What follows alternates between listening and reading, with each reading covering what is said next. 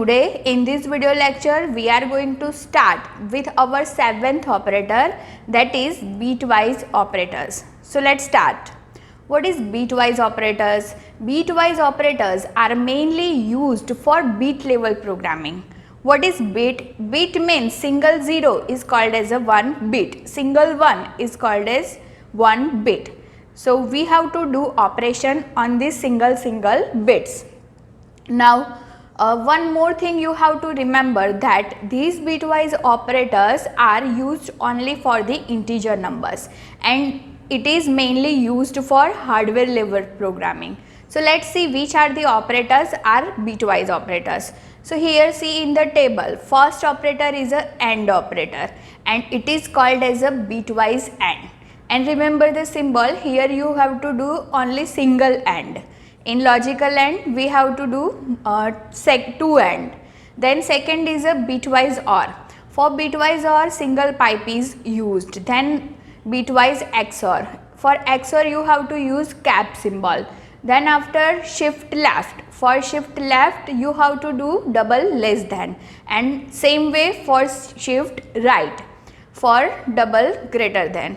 So these all are the operators that are bitwise operators. And how it will execute and what is the function. So just see the truth table. And bitwise AND and OR has the same functionality which you have already seen in our logical operators, that AND operation means multiplication and OR means addition operation. Just XOR is the new operation. So in XOR operation, when two inputs are same, then our output will be 0, and when one input is 0 and one input is 1, in this case we will get the output 1. So see the last column which is XOR operation. Let's see with example. So how we can write the program. So first of all we have to include our library, right? So hash include studio.h. Then after our whole logic part will be covered in our main section. So write void main function. Then after if I want to do bitwise AND operation, then we have to take two variables. So here I am assigning a value to two variables, a is equal to 10 and b is equal to 5 and c is equal to a and b. So here c is equal to a and b is the bitwise AND operation. Now how program will execute? So here we have to do bit level programming and the value of a and b is in integer form. So first of all the decimal value convert in the binary form. So see in below table, first of all a and b convert into binary form. So the binary of 10 number is 1010, and you will learn this all funda of number system in digital electronics part. Just remember this example here, and the value of b in the binary form is 0101. Now how AND operation will execute? So first see the single bit of a, means last bit of a is 0 and last bit of b is 1. So 0 into 1, answer will 0. So first single bit operation answer is 0. Same way second last value of a is 1 and second last value of b is 0. So again 1 into 0, answer will be 0. So in this way you will get final answer as a 0. So when our output will print, the value of c variable will like 0. If we use OR operation instead of AND, then in this case we will get the answer 1111, and finally this binary will convert into decimal. So our input is in decimal form and our output also in decimal form, but when this process occur, it will convert into binary form. So in this way it will work. Now let's move to the next operator. Next operator is special operators, and in special operators you have to learn two different operators. First is a size of operator and second is a comma operator. So what is size of operator? Size of operator is mainly used to find the number of bytes occupied by our variable or particular data type. Means if we have a declare one variable like integer a and you want to find the size of a variable, then we can find it directly using these size of operators. And the syntax of size of operator is like we have to write first size of and in bracket we can write variable name or data type. Just to see the example, first of all we have to include library, hash include studio.h, then after void main, then after I am declaring one variable that is integer a. And I want to find the size of integer data type. So a is equal to size of in bracket the data type which is integer. And just remember the concept of data types. At that time we have already learned the size of different types of data types. So integer occupied 2 bytes. Same way if we take float here, then for float the size is 4 bytes. For double it is 8 bytes. And for character it is a 1 byte, but here I am taking the data type integer. So when I am printing the value of a variable, that will print the answer that is 2 because the size of integer is 2 bytes. If you take here float, then our answer will be 4. So in this way we can find the size. If you take a single variable name instead of data type, then same answer you will get. If I am taking integer b and I want to find the size of b, then same answer we will get because b is nothing but integer in this way. And our second operator is a comma operator. The comma operator is used to link the different expressions together in one statement. How? Suppose you want to do addition of two numbers, then in previous example of arithmetic operators, we have to take two variables in the declaration part and assigning the value of variable in declaration part, and then after we had write the syntax like c is equal to a plus b. But I want to write input and process both together in a single statement, then we can do it using our comma operators. So just to see the example, p is equal to x is equal to 2, comma, y is equal to 5, comma, and x plus y. So how this expression will be evaluated? First 10 value will be put at x place and then 5 value put at the place of y. Then 10 plus 5 will be executed. So our answer will be 15 and 15 is assigned to our final variable p. So when you print the value of p, it will print the value 15. So in this way we can use the comma operator. Let's see one another topic, that is type conversion.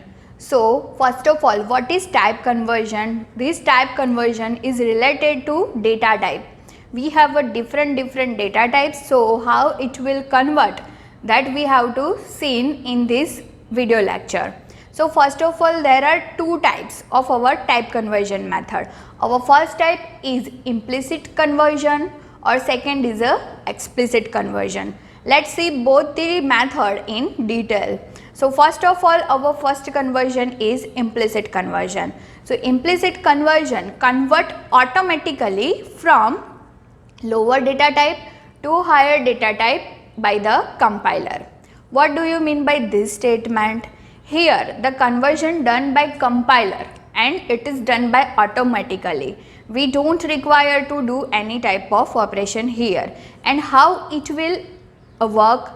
So first of all, what is lower data type and what is higher data type? So it is according to the size of memory. Means integer occupied 2 bytes, then float occupied 4 bytes. So which one is higher from integer and float? Obviously float. So when we have a one expression like c is equal to a plus b and in that expression when a is in the form of integer and b is in the form of float, then when addition will be executed by compiler, the integer data type automatically convert into the float data type. So this conversion done automatically, that's why it is also called as a automatic conversion, or we can say implicit type conversion. And how we have to remember? So just remember the sequence here, that first is a short integer and short integer occupied 2 bytes, then after unsigned integer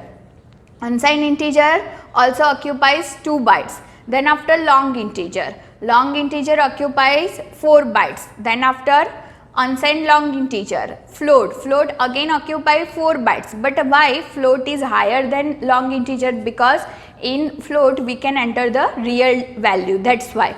Then after double, and final higher data type is a long double.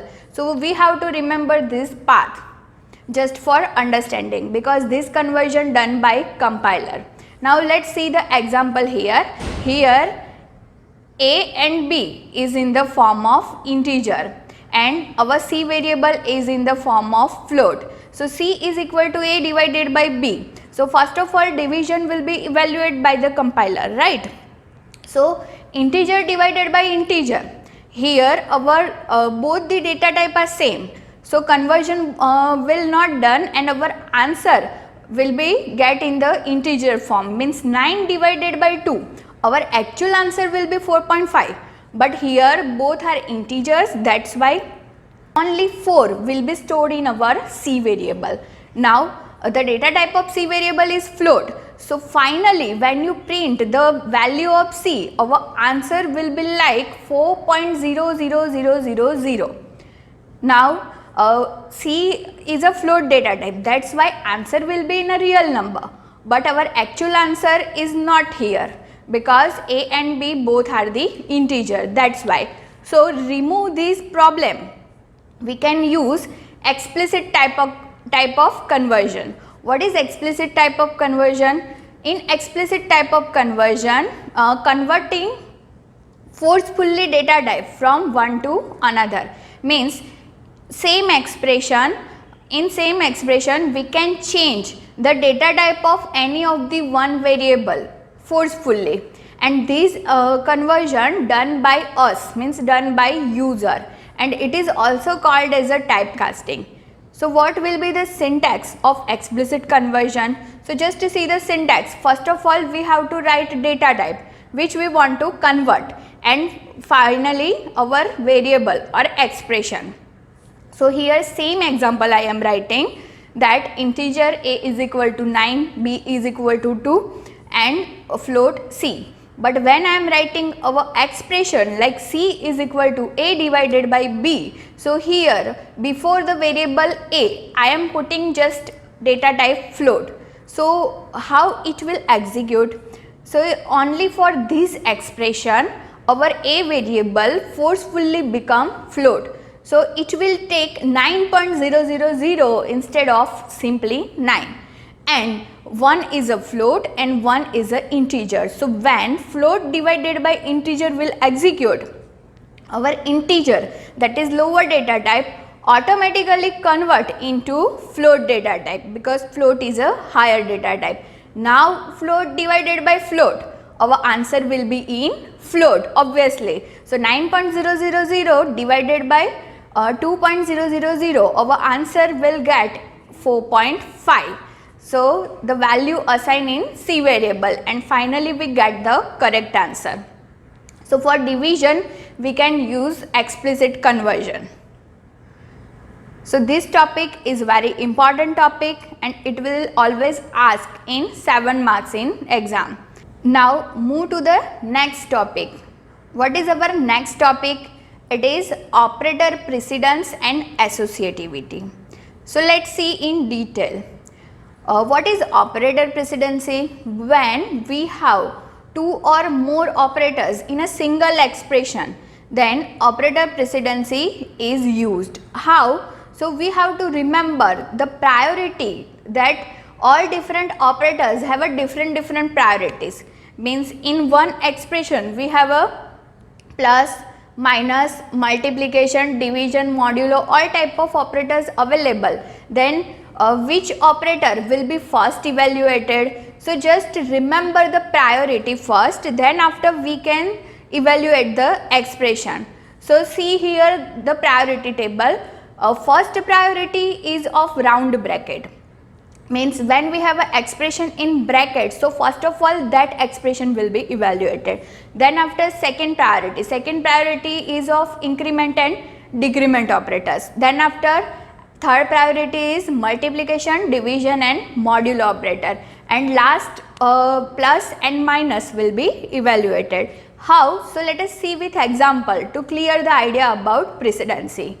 So here see the example.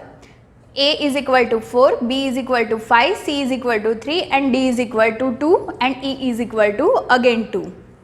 And our expression is like 5 plus A into B divided by C plus D into E. So here you can see that in this expression we have a 4 different type of operators. So first of all, which expression will be evaluated? So just see the priority, highest priority of bracket. So first of all here in bracket C plus D evaluated. So in first step C plus D is evaluated and our answer will 3 plus 2 will be 5. Now next see the expression. So here first expression is, first operator is plus, but plus has the lowest priority. After that you can see multiplication. So A into B is evaluated in second step and the value of A is 4 and B is 5. So 4 into 5 evaluated 20. Our answer is 20. Now what will be the next operation? So right now our expression is like 5 plus 20 divided by 5 into E means 2. So now check left to right. Highest priority operator is division. So in third step division will be performed and 20 divided by 5 is evaluated as 4. So our answer will be 4. Now check next what will be the executed. So 5 plus 4 into 2. Our expression is like that. So multiplication has also higher priority, right? So 4 into 2 evaluated first as a 8 and last 5 plus 8 addition perform and our final answer we will get as a 13. So when we have more operators, then we can evaluate the expression according to its precedence rule. And what is associativity? Associativity will be used when two operator has the same priority. Means if we have a multiplication and division together, then how we can check that what will be the first evaluated? In this case we have to use the rule of associativity. Means first of all left to right check which operator is first, then evaluated this operator first, then after the next. So how we can remember? Here just see the example 2 plus 3 plus 4. In this expression first of all it will work from left to right. So 2 plus 3 will be executed and then after our answer will be 5 and 5 plus 4 will be executed and our final answer we will get as a 9. So addition, subtraction, multiplication, division all are work left to right. Means associativity of that operators are left to right, and which operator has associativity right to left? To see the example, second example is a assignment operator. So here x is equal to y is equal to z. So first of all y is equal to z expression will be evaluated and then after the value of this expression will be assigned to our variable x. So in this way we can use the rules of operator precedence and associativity. Hope guys you understand this lecture very well. In next video we will see some practical examples. Till then take care, bye bye, thank you so much.